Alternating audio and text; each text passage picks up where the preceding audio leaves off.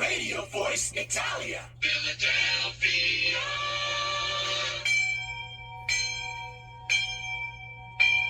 Class is now in session. Christopher Columbus University is on air from Philadelphia and broadcasting worldwide from within the shadow of Marconi Plaza. Radio Voice Italia is proud to present a recurring segment with civil rights author, professional researcher, and renowned Christopher Columbus expert, Robert Felix Petrone Esquire. Buongiorno tutti, and welcome to Radio Voice Italia's Christopher Columbus University, where we teach you the truth about the greatest hero of the 15th and 16th centuries, Christopher Columbus, and update you on the international efforts to preserve Christopher Columbus's legacy. I'm your host, your Professore, Robert Petrone. Today, on our Christopher Columbus University segment, we have a news update. In Boston, Massachusetts, the Italian-American Alliance has announced it will be celebrating its Festa Italiana on Saturday, June 11th, 2022, from 10 a.m. to 5 p.m. in Waltham Common, featuring food, music, dancing, and other entertainment celebrating Italian heritage. The IAA is putting out a clarion call for food vendors, crafters, and sponsors.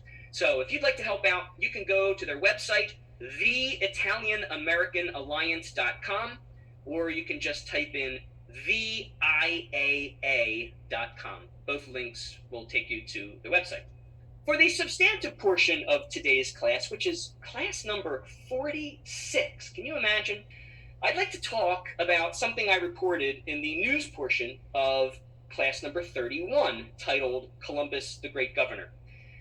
Democrat Governor Kathy Hochul dissolved the state's Italian-American Affairs Office, effectively firing Director Dolores Alfieri, though no other ethnic offices were cut.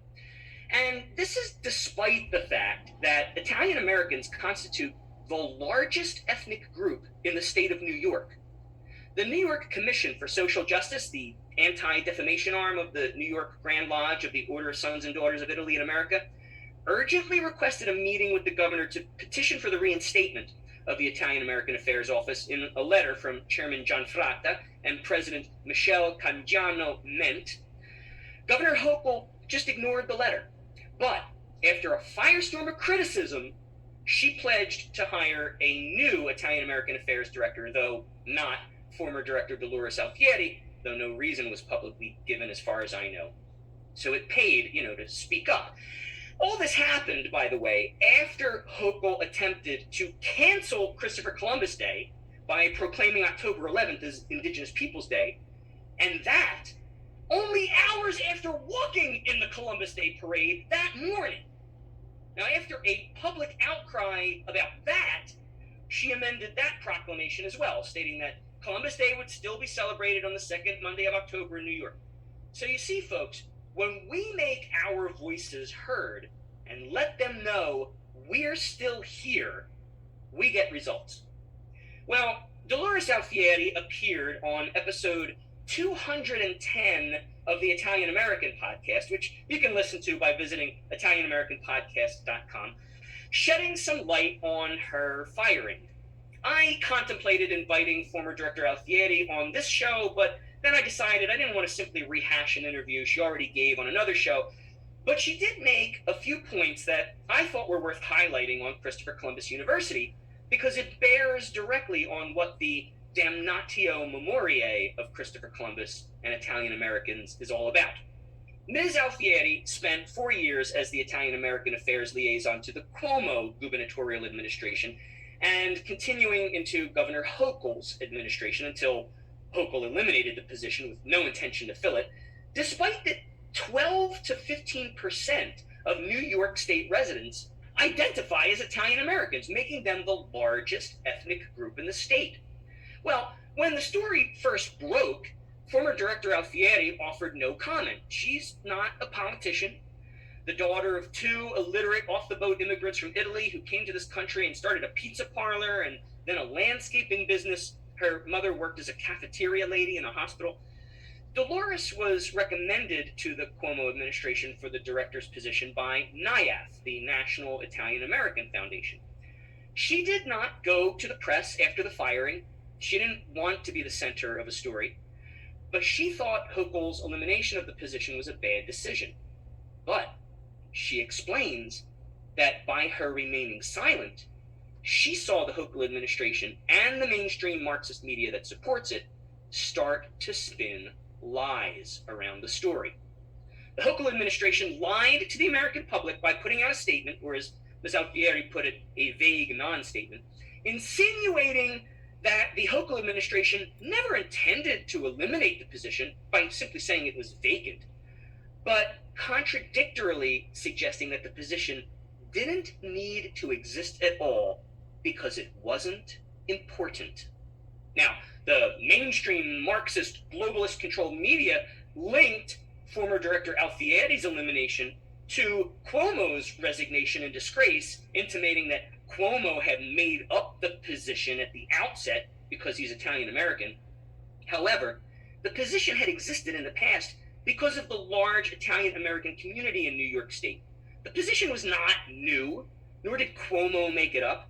Multiple other ethnic affairs offices exist in New York's state government, though Hochul didn't eliminate any of them, nor did she replace the director of any other ethnic affairs office, only the Italian American Affairs Office and Director Alfieri. There are similar Italian American affairs bodies in New Jersey and Delaware, active and funded all year long. And Ms. Alfieri recognized that, on the one hand, the Italian American community tends to be more conservative, and I submit that is because we've lived and seen with our own eyes the generational uplifting of the American dream, how our grandparents and great-grandparents came here penniless, were called the N-word and viewed with suspicion, were denied access to jobs, even lynched in the largest mass lynching in the United States, subjected to immigration quotas, sent back to Italy from Ellis Island for failing eye exams or appearing too frail for manual labor. The list goes on and on. Listen to class number 11, Columbus Day and Atonement to Italian Americans, for more information about the discrimination Italian Americans suffered and how Columbus Day was intended as an atonement for that. And yet, despite generations of discrimination, 200 years of it, in fact, in the North American continent, we worked our way up, generation by generation, from being bricklayers and ditch diggers, to being barbers and tailors, to being accountants and teachers, to being doctors and lawyers. And yet, Governor Cuomo was on the opposite end of the political spectrum, as a minority of Italian Americans are, particularly those like Cuomo who were born into the comfortable life that their parents, grandparents, and great-grandparents achieved through generations of hard work and determination, and perhaps never really appreciated all that went into it in generations past because our forebears, our Italian ancestors, didn't complain, they didn't gripe about it, they didn't make a big fuss about it, they just strongly and silently endured the burden to uplift their families. Or perhaps they are holdovers from a long bygone era when political moderates had some influence in the governor's party. And so Cuomo, realizing that the overwhelming majority of Italian Americans weren't going to support his politics and policies, decided to try to pander to them, or as Director Alfieri kindly put it, quote, find common ground with them on their shared heritage, end quote, by reviving the Italian Affairs Office directorship. Hochul, however, clearly doesn't care to find common ground with her Italian American constituents. In fact, quite the opposite. She seems hell-bent on erasing us. Not only did she try to eliminate Christopher Columbus Day in New York State, she eliminated the Italian American Affairs Office of New York, though she retained the ethnic affairs offices of all the other ethnic groups. This is a clear slap in the face to Italian Americans by Hochul. To quote what Director Alfieri said about Hochul, quote, she's not an Italian. Her administration is not Italian. This role isn't needed. That's what I was told. End quote. Let that sink in for a moment. There you have it. Ms. Alfieri was informed as much firsthand. So, Seeing how the Hochul administration and the media were lying about the situation, former director Alfieri put out a statement on the social media platform of the Italian American podcast. The reaction was overwhelmingly supportive. But then, the following day, on a late-night talk show on the Showtime network titled Desus and Mero, the hosts, the aforementioned Mr. Desus and Mr. Mero, their real names are Daniel Baker and Joel Martinez, denigrated former Director Alfieri and the Office of Italian American Affairs, though they didn't mock any other of the governor's ethnic affairs offices. They said, "What does an Italian American Affairs liaison do? Check the meatballs and marinara sauce?" And other outrageous stereotypes. The Italian American podcast protested the hateful comments on its social media site, and predictably, domestic terrorists posing as Italian Americans responded with hate toward the Italian American podcast for their attempts to expose this bigotry. And I refer to these people as domestic terrorists posing as Italian Americans because that's what they are. I find it doubtful that they are, in fact, Italian Americans, and to the extent that they do have an Italian ancestor somewhere in their heritage, these outspoken agitators are not representative of the Italian American community. And Ms. Alfieri aptly said in her interview, quote, "If you don't care for yourself, care for your ancestors." And she's right. For all our ancestors struggled, suffered, and sacrificed to get to this country and contribute to putting our generation where it is, they don't deserve the hate these modern, phony Italian Americans heap upon them. This same playbook was used in Philadelphia as well. Turin Melone, whose real name is Turin Smith, and James Guito are vocal supporters in Philadelphia of the attempt to push fictitious history of Columbus and his contributions and want to obliterate the iconography of Western culture and replace it with language and imagery that attorney and la professoressa of Christopher Columbus University Law School, Christine Flowers, calls a Howard Zinn-inspired universe. She says that, like all Marxists, under the guise of tolerance and diversity, they seek to silence the voices of tradition, religious institutions, Western culture, sociology, and anthropology. In an op-ed piece written by Turin Smith, alias Turin Melone, for, of all outlets, WHYY, he cites to, quote, historical records, which he conveniently fails to identify, claiming that they support his theory that, quote, Columbus was a man who committed acts of genocidal brutality against indigenous peoples and enslaved Africans, considered appalling by even his contemporaries. And that's not just wrong. It is a complete fabrication on many levels, and if the explorer were alive, would constitute slander. Turin Smith, alias Turin Melone, is fortunate that the target of his lies died over 5 centuries ago. In fact, if you look at the historical records that Turin Smith, alias Turin Melone, ignores, you'll see they all dispute his claims, and they are available for public consumption. For a brief sampling, I've mentioned them many times before, particularly in episode 14, titled The Primary Historical Sources, where I actually talk about each of them in some detail. There's History of the Indies by Bartolomé de las Casas, the journals, epistles, and other writings of Christopher Columbus himself, The Life of the Admiral by Hernando Colón, De Orbe Novo by Peter Martyr of Angleria, Décadas by Antonio de Herrera y Tordesillas, and Historia de los Reyes Católicos Don Fernando y Doña Isabel by Andrés Bernaldez. Had Turin Smith, alias Turin Melone, been truly interested in providing proof of Columbus's alleged crimes, he would have cited actual texts and treatises instead of presenting ad hominem attacks.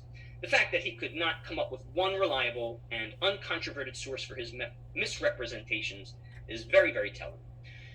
All of the primary sources dovetail in one important regard.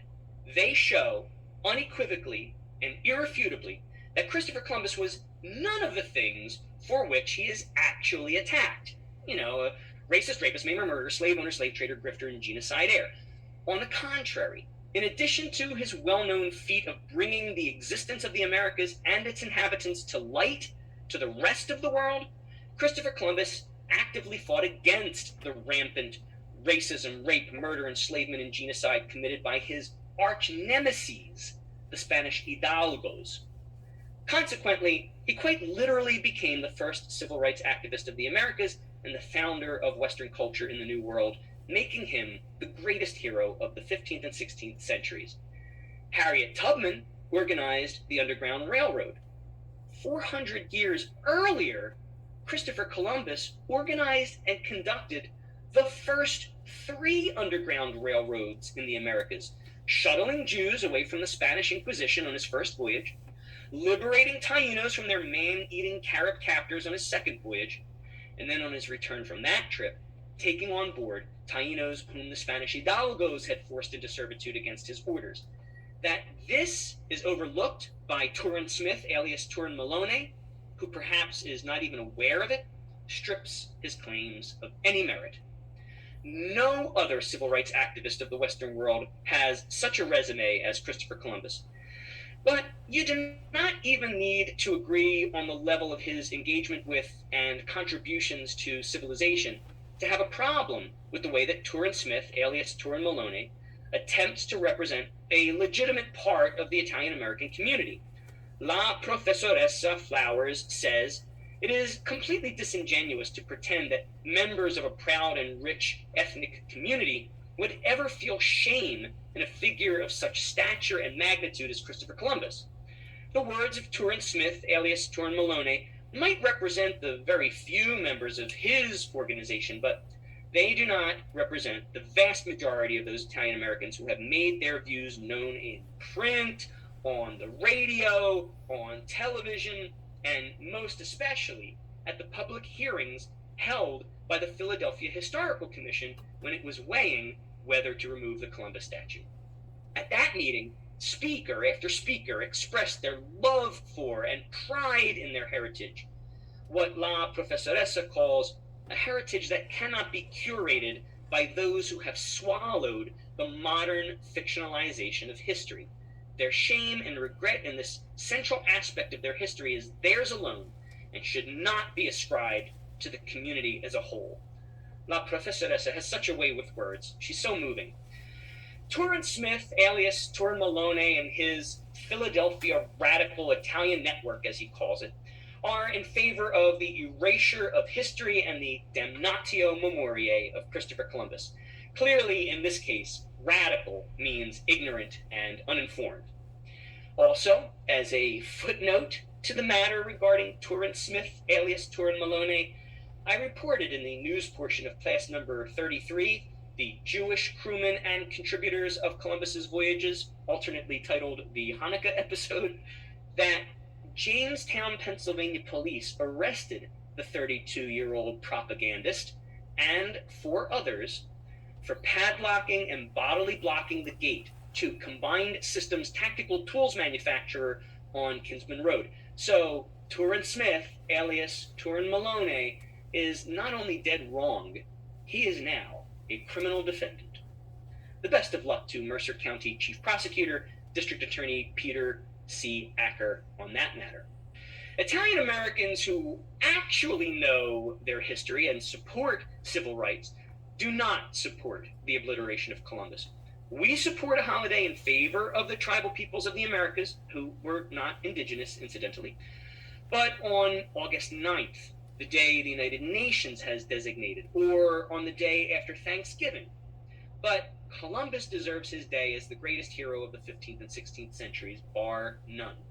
And we don't want the obliteration of offices like the New York State Italian American Affairs Office, as Governor Hochul did. Dolores Alfieri characterized the problem as even bigger, that modern society wants to obliterate Italian Americans as a recognized ethnic group. "You're just nothing," as she characterized their position, quote, "because you just don't exist anymore. And we're tired of being told that. We're tired of being treated that way. Why are we the only ethnic group that gets told that your ethnicity, Your identification with it doesn't matter. End quote. And look, Italian Americans are not without blame in that situation. One of the dangers of early assimilation, that is, the assimilation that Italian Americans and Irish Americans and Polish Americans strove for in the early 20th century America, began the downward spiral of loss of ethnic identity. This is especially true with Italian Americans because during World War II, the United States government put up posters all over the place featuring cartoon images of Hitler, Mussolini, and Tojo with voice bubbles over their heads, each speaking in their respective languages. And the caption of the poster read, "Don't speak the language of the enemy." Never mind that Italy rejected Mussolini and switched sides in World War II, joining the Allies on October 13th, 1943. Did you know that? The damage had already been done to the psyches and souls of patriotic Americans of Italian descent. They stopped speaking Italian outside of their home and refused years and decades later to teach their children Italian, resulting in the baby boomer generation having lost their native tongue. It took Hispanic American pride to teach us the value of speaking our native language. God bless the Hispanic Americans. My grandparents understood Italian but wouldn't speak it. My parents never learned it. So I had to teach it to myself to bring it back into the cultural fold of my family. And I established an Italian language program at my children's public school until a change of administration defunded it, along with the Spanish language program I also established at the school. But in addition to the loss of language, Italian Americans have intermarried with other ethnic groups and nationalities in America and have gradually, with each generation, tragically abandoned the traditions that made us distinct. And Ms. Alfieri touched on that same point somewhat more forebodingly, warning Latino and Hispanic Americans, quote, "Wait till they come for you. Wait another 50 to 75 years when more and more of your daughters and sons marry other cultures and your children are no longer considered part of their ancestral cultures. And the next group, whatever it is, decides that your history and what you've endured no longer matters, and they're going to try to erase you. That's what happens, and that's what's happening to us." End quote. The host interviewing her called it identity politics, and I agree. But we're still here. There is a revival of ethnic pride among Italians, and well, there should be. And Ms. Alfieri explains that the Hochul administration adopts the attitude of, why are you Italian Americans still here? And that our continued presence bothers the Hochul administration, and that the last thing the Hochul administration wants to do is find an Italian affairs liaison. Some politicians pretend to throw us a bone, like Boston City Councilwoman Lydia Edwards, now Massachusetts State Senator Lydia Edwards, who told us that, quote, "Italian Americans need to divorce Christopher Columbus from the celebration of Italian heritage," as Thomas Damigella reported in class number 42, titled Thomas Damigella's Shout Heard Around the World. As Italian American One Voice Coalition Executive Board member Andre Domino told us in class number 10, titled Andre Domino Talks Columbus Day in Randolph, New Jersey, Italian Americans are the only ethnic group that gets told who and what and how we can celebrate when expressing our ethnic pride. And there's a lot for Italian Americans to celebrate. Not just Christopher Columbus, though he should definitely be our top icon given his unparalleled role in history and the good he did for Tainos, Italians, and the entire world. But Italians also shaped how the founding fathers formed the United States. And that's something I'll talk about in an upcoming episode when I break a bit of exciting news. But Ms. Alfieri's ultimate message to Governor Hochul and her administration, and it's a sentiment that should be repeated to all the Marxist mayors and governors trying to erase Italian American heritage, starting with Christopher Columbus and Columbus Day, is this: we're still here, and we matter, and we won't stand for being erased. And that's today's class. For more news, articles, and resources about Christopher Columbus as the first civil rights activist of the Americas, icon of Western culture, paragon of Catholic virtue, and greatest hero of the 15th and 16th centuries, visit preservecolumbus.us. That's preserve Columbus, rendered as one word, .us, and post a little note of appreciation for our webmaster, Tom LaCosta. I'm your Professore, Robert Petrone. A presto. The Jersey Shore has fun and sun, sand and sea, and Radio Voice Italia.